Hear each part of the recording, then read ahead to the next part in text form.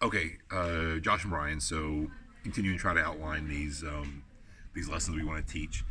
This is Capernaum, where I am now, and the place where we're standing is absolutely, I think, with almost no question, the synagogue where Jesus taught in Capernaum. Okay, so I think I want to do one of the episodes on this town. Okay, on the city of Capernaum, what happened here, and what I'd like to do is follow Jesus through Luke 4 and over into Luke 5 and to draw some comparisons between the crowd, like the general population of the city, and then maybe a few people in the city that were different than the general population. Okay? So as you process through Luke 4 and 5, it exactly processes through this building, the synagogue next door, which is where we believe with a high level of certainty that Peter lived, and then it sort of ends in chapter 5 down by the waterfront. It's off a pot. Ugh. Oh, don't check it. Okay, so here's what Luke 4 says. And so everything in Luke 4 is this is the absolute very beginning of Jesus' ministry. There's no disciples yet. Jesus has been baptized. He's been to the wilderness and fasted for 40 days. He's been to Nazareth and been rejected, and then he comes here. Okay, this is the absolute very, very, very beginning of his ministry. And this is what it says. Back to Luke 4. All right. Wrong thing teed up. Okay. It says, and he, meaning Jesus, went down to Capernaum, the city of Galilee, and he was teaching them on the Sabbath. That would be here in this building. Okay. And the way it functioned, just kind of so you guys will know, is it was sort of teaching in the round. You can kind of see that there's benches like these ones right here next to me, and the people would sit around the edges, and the teacher would walk in the middle. So you have to imagine that people gathered around with Jesus out in the middle, okay, speaking. And it says, and they were astonished at his teaching, for his words possessed authority. Okay, that also requires a little bit of unpacking, because we read that and we're like, what does it mean? They're astonished at his teaching authority. Okay, what it means is this. And normally when someone teaches Bible, even to this day with Christian teachers, you don't invoke your own authority. Like, I don't say, in the name of Jameson, you should act a certain way. No, you don't do that. You say, according to Paul in Corinthians, you should act a certain way. According to Jesus in Matthew. So you quote a greater authority. You reference them as the reason someone should act a certain way or be a certain way. And what Jesus would do, which we see like in the Sermon on the Mount, is that Jesus will actually correct earlier authority. Like, he'll say, Moses said this, but I say, and he'll correct the authority. So he's speaking with authority, not referencing authority, which was very strange. Okay, Jewish teachers always reference a rabbi or Moses or the Talmud or something like that, or the Torah. And Jesus is not doing that. And so you got to imagine all these people sitting around these benches being like, what's he doing? What's going on? This is so strange. What gives him the right? And they're astonished at the way he's speaking. It's very strange to them. And primarily they're questioning his authority and his right to do this. And then something really interesting happens. It says that in the synagogue there was a man who had a spirit of an unclean demon. And he cried out with a loud voice, "Ha! What have you to do with us, Jesus of Nazareth? Have you come to destroy us? I know who you are, the Holy One of God." But Jesus rebuked him. Because what you've got to imagine here is you're at a church service, if you would. You're at a religious gathering, and all of a sudden somebody begins to manifest a demonic spirit. Like someone who's demon possessed begins to act out. The weird voice and all that stuff, and it's creepy and it's strange, and of course it would get everyone's attention. They would be like, "Oh my gosh, what's going on?" And it would be, let's say, unsettling. In my life, at least maybe once or twice, I've encountered people I believe were possessed, and it was very unsettling. And someone cries out in church and causes a disturbance, that's going to be bothersome. And so you got to imagine everybody's like, "Whoa, what's going on?" And then this happens. It says, but Jesus rebuked him, saying, "Be silent, come out of him." And when the demon had thrown him down in their midst, he came out of him, having done him no harm. And they were all amazed and said to one another, "What is this word?" So basically what happened is they were all sitting here and questioning his authority. How can he teach this way? Anyway, then this demonized guy starts manifesting this demon, and Jesus says, "Come out of him." The demon comes out. So he demonstrates his authority, and then they're all like, "Whoa, this is crazy." And then you've got to think, well, what would happen if you were, again, just roll it forward. You're somewhere, in the States in a regular little church somewhere, and the same thing happened. The pastor's up preaching, and a demon-possessed guy started, manifesting that, and the preacher was like, "Come out." Well, what you would do is you would go straight to lunch, you go straight to Cracker Barrel or whatever, and you talk about it. And that's exactly what happened in the Bible story. It says,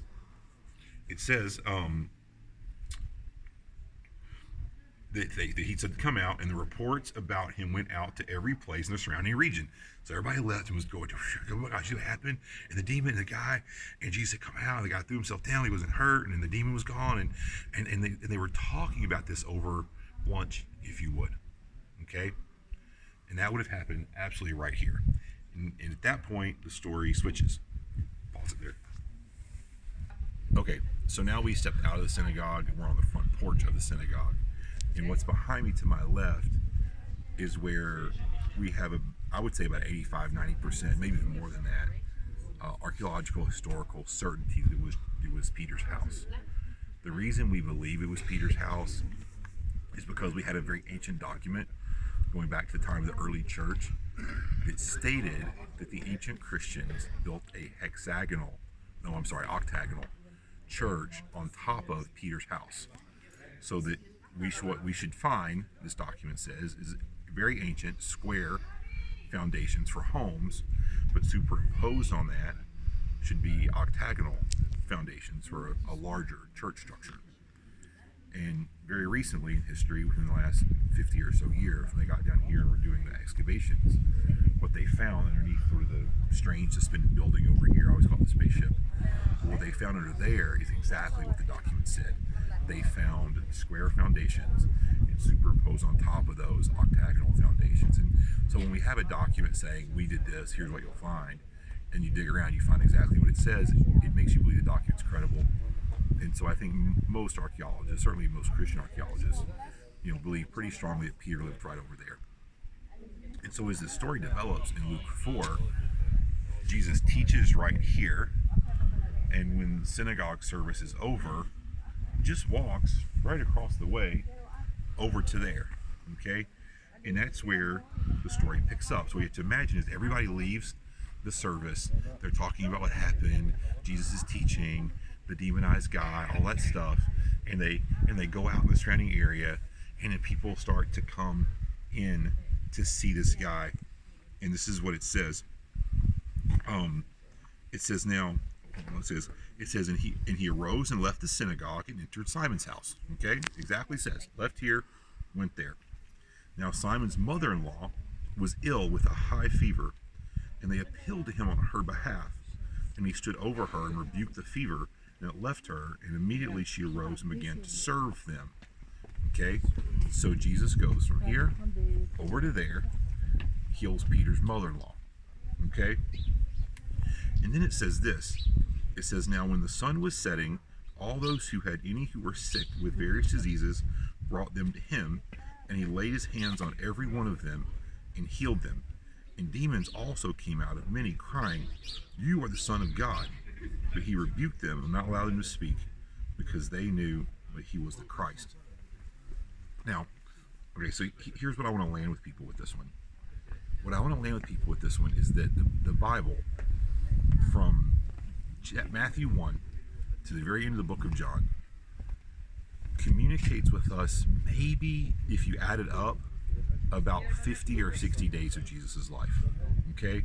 Because we have overlap, right? Like the crucifixion's in all four of them, so that's just really one day. And if you add up every story and you separate it out, maybe we have information on 50 or 60 days that he lived. Okay?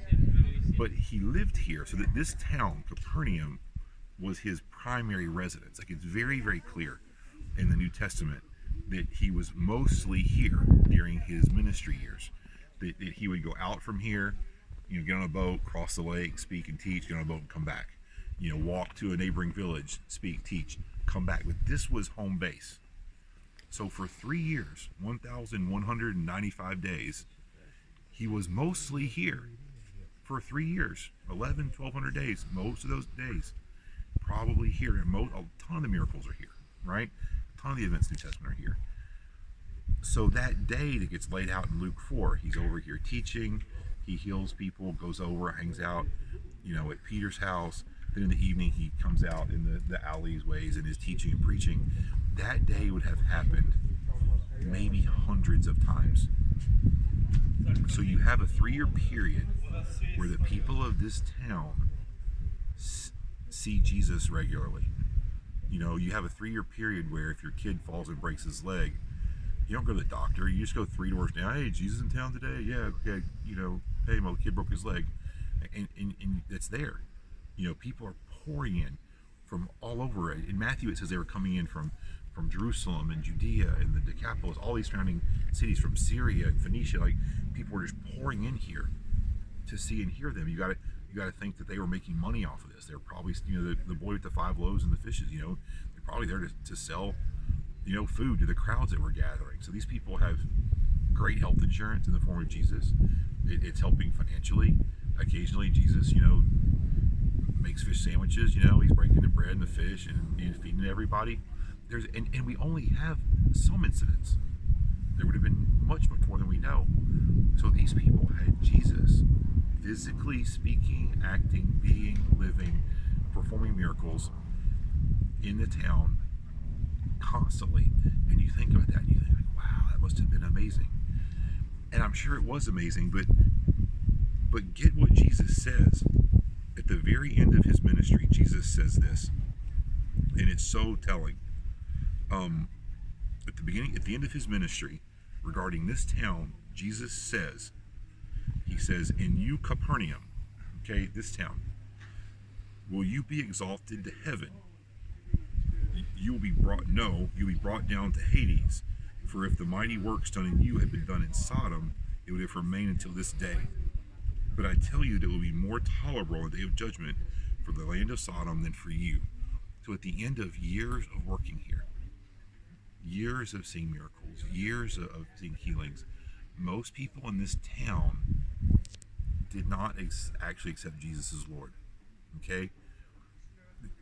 I think they probably clearly enjoyed the benefits of having him around. They enjoyed healings. They enjoyed demons being thrown out. They enjoyed free bread and fish. They enjoyed, people pouring in that they could buy and sell from and make some money. They enjoyed the benefits. They enjoyed being around Jesus. They enjoyed the entertainment of it all, and the crowds. But they didn't really choose to follow him. They didn't repent.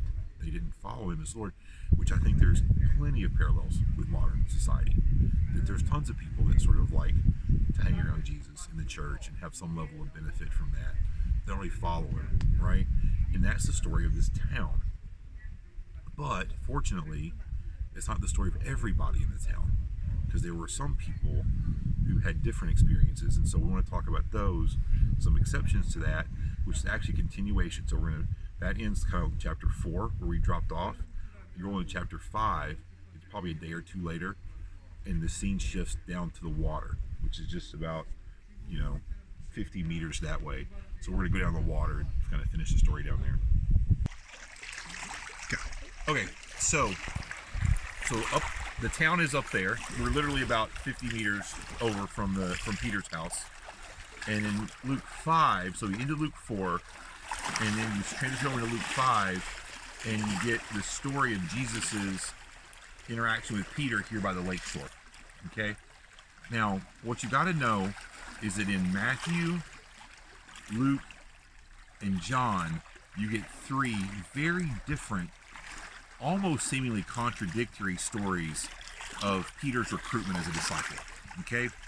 John says that Peter was introduced to Jesus by his brother, by Peter's brother. Is that Andrew? Or it's Andrew, right? I don't know. We'll get that straight before you shoot the real thing.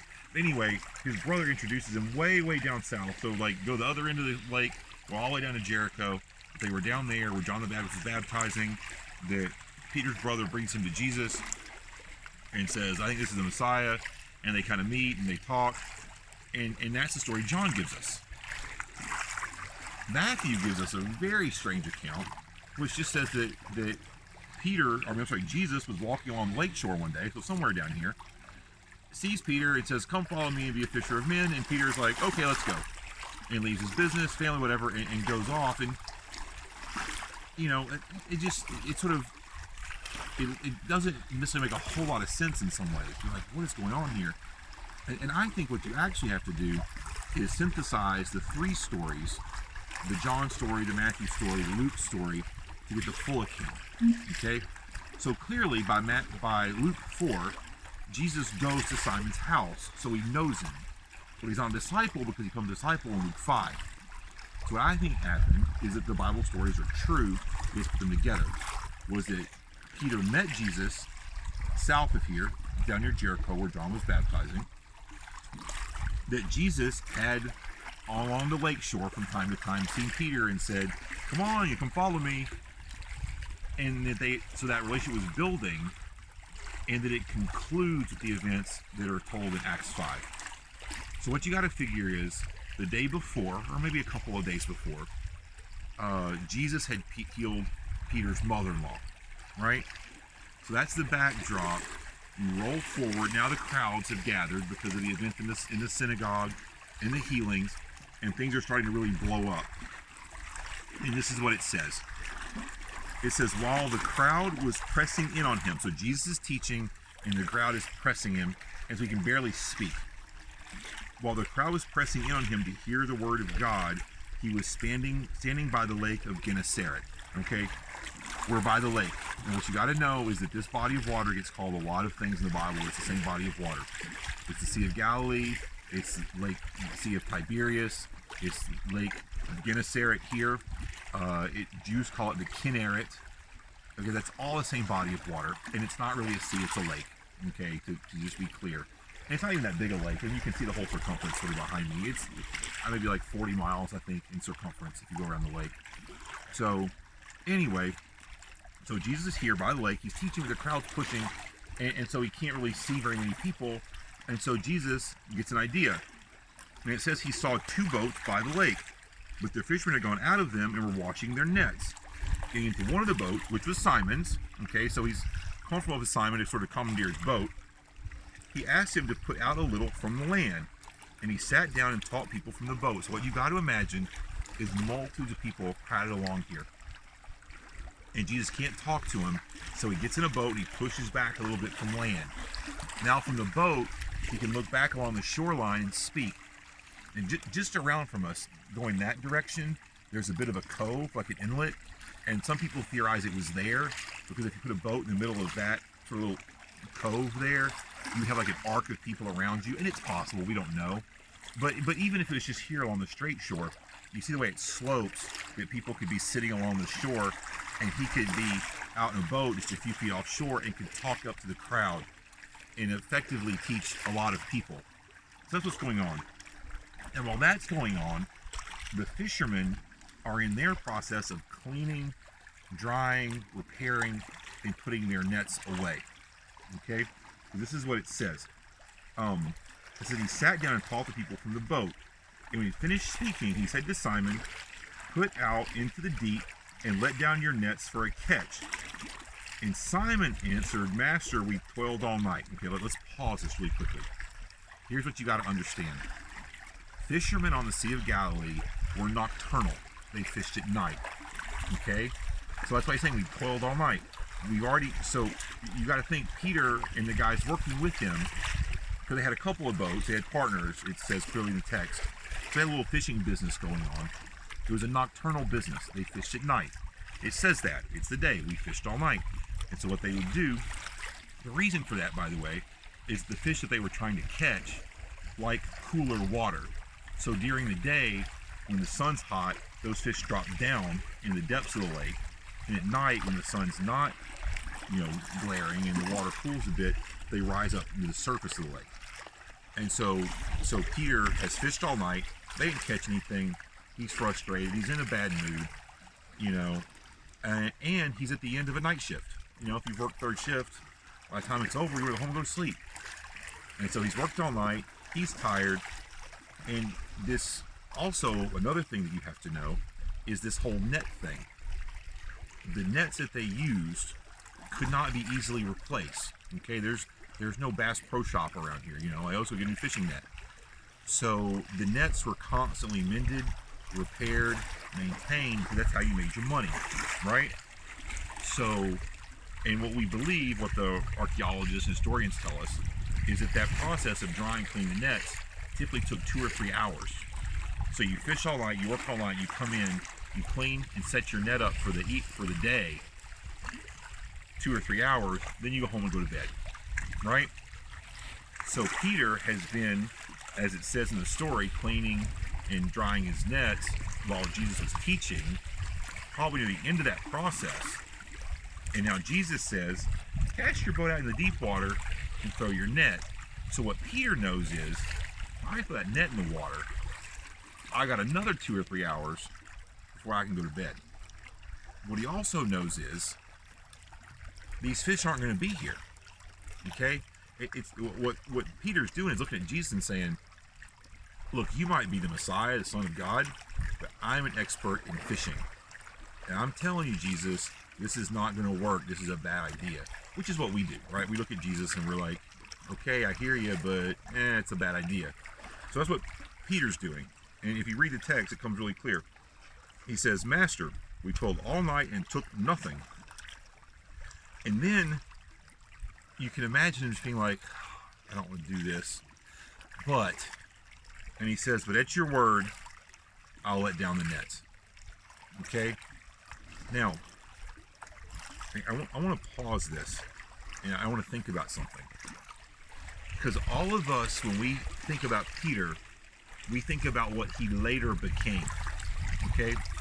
Peter later becomes, one day he will be, a guy who is so spiritually powerful that his shadow healed people.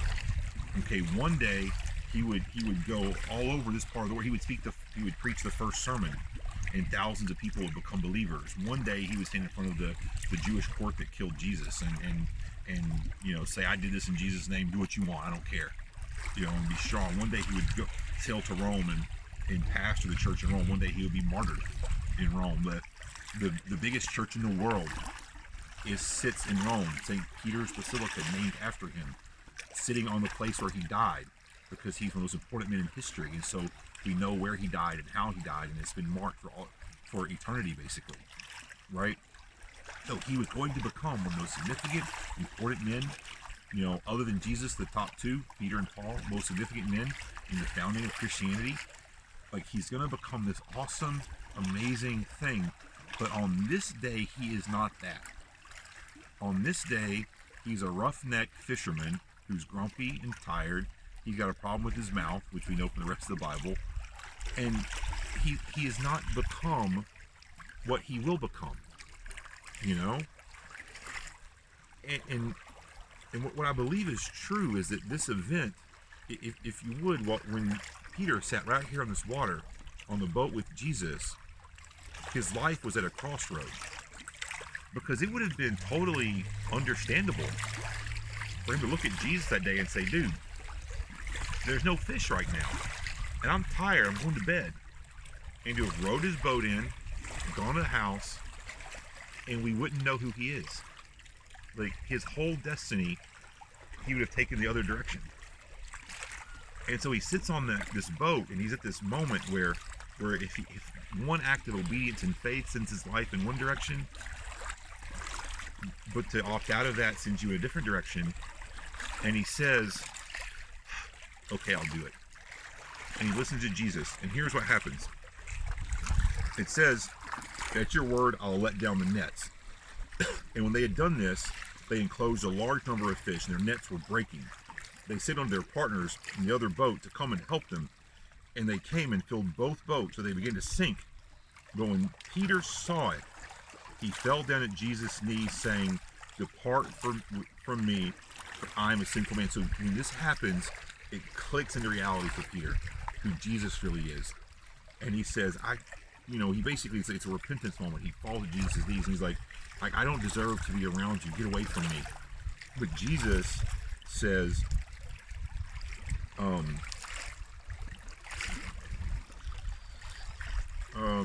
Jesus says, do not be afraid, for from now on you'll be catching men. You'll become a fisher of men, a lot of translations will say.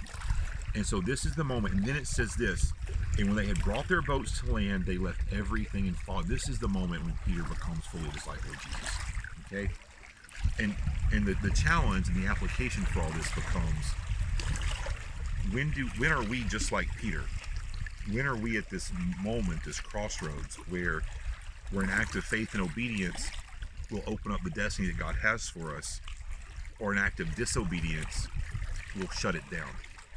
Like, how often do we say no to God and he has something amazing for us, and I would just sort of argue that it's all of us, that we hit points in our lives where we know what God is speaking to us, and we look at him and say, I'm tired, I'm going to bed.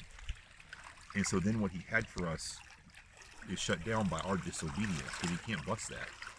Whereas if we'll take that one more step, we'll I don't know, that act of service that we don't want to do for our local church, or that person we're supposed to forgive, or that sin that we're supposed to stop being involved, whatever it is, that act of obedience will then open everything else up for us. So I think that's the application point we land on with this one. Anyway, there's the idea.